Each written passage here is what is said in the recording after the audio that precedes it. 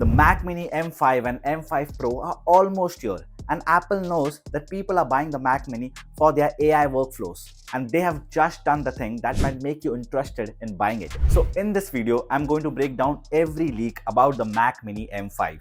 I'll show you exactly what AI models it can run, and I'll tell you who should not buy the Mac Mini M5 or instead go for the Mac Mini M4. So my name is Ashwin, welcome to TechSober, and let's get cracking. Apple is expected to announce the Mac Mini M5 and M5 Pro at the Worldwide Developer Conference in June.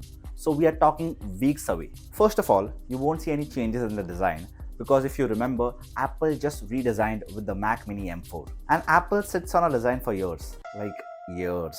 Now let's talk about ports. So in Mac Mini M5, you get 3 Thunderbolt 4 ports on the back and 2 USB-C ports on the front, same as the M4, with the max speeds up to 40 Gbps. But with the M5 Pro chip, those ports bump to Thunderbolt 5 with max speeds up to 120 Gbps. You also get increased data transfer speeds and 8K display support. But there is something important Apple has done with the Thunderbolt 5 ports to support your AI setup, which I will mention later in the video, and trust me, you want to hear this. So now let's come to the chipset.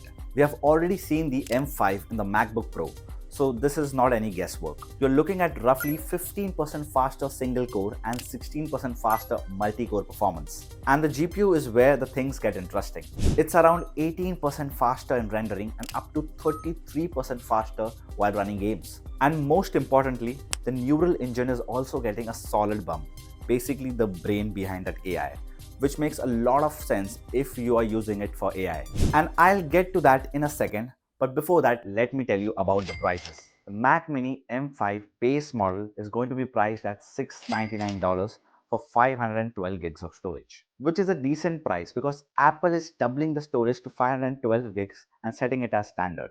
And if you think about it, the Mac Mini M4 with 512 gigs cost you around $799. So technically, you will be saving $100. And it is the same story with the Mac Mini M5 Pro as well. You will see an $100 increase as compared to the last year's model, and the storage will start from 1 terabyte. Now comes the main question. Who should buy the Mac Mini M5?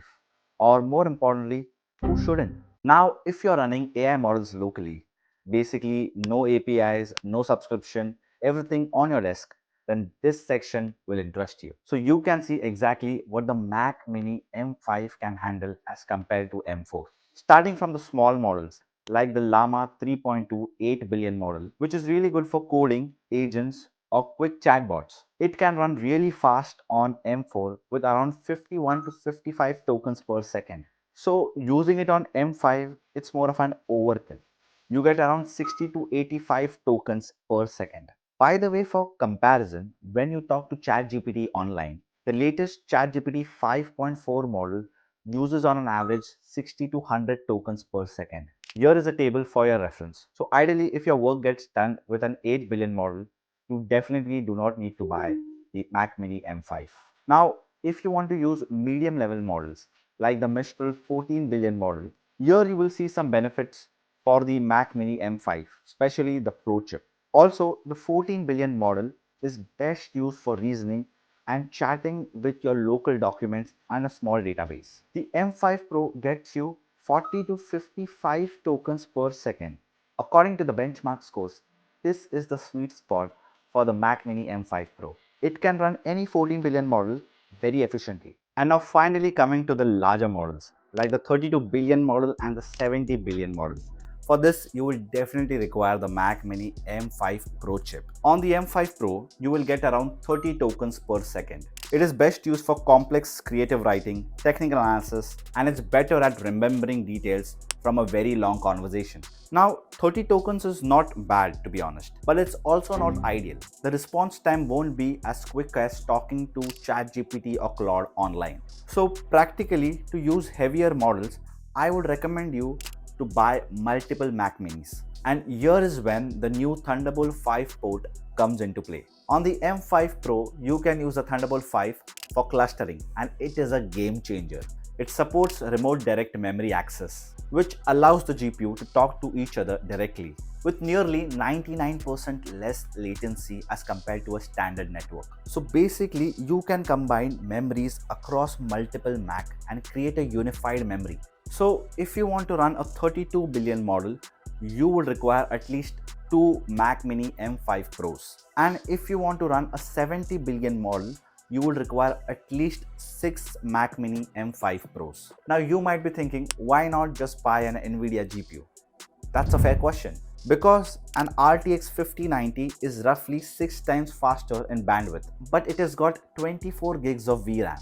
And for a 70 billion model, you would require at least 40 gigs just to load the model. So basically, you would require 2 RTX 5090s or 3 RTX 4090s. While the M5 Pro's 64 GBs is unified, the GPU can load almost all of it. So it will load the 70 billion model with some room to spare, while maintaining a smooth 8 to 12 tokens per second, and you will be only using 30 watts of power.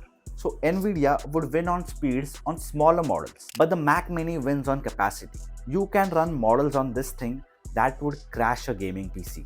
Now for a second scenario.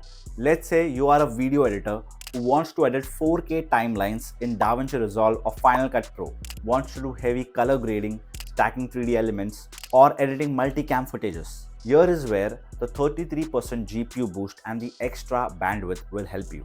But if you already have a Mac Mini M4, then I wouldn't suggest you going for a Mac Mini M5. Because to be honest, Mac Mini M4 in itself is a beast. So the verdict is, if you're thinking about buying a Mac Mini right now, I would say wait. We are weeks away from the M5 announcement. And let's say after seeing the M5, you decide that you don't need it. Even then, the M4 will get cheaper than ever. So either way, I would rather wait. So I hope this video made you sense. In the comment section, let me know for what you'll be using your Mac Mini setup. And I will see you in the next video. Till then, peace.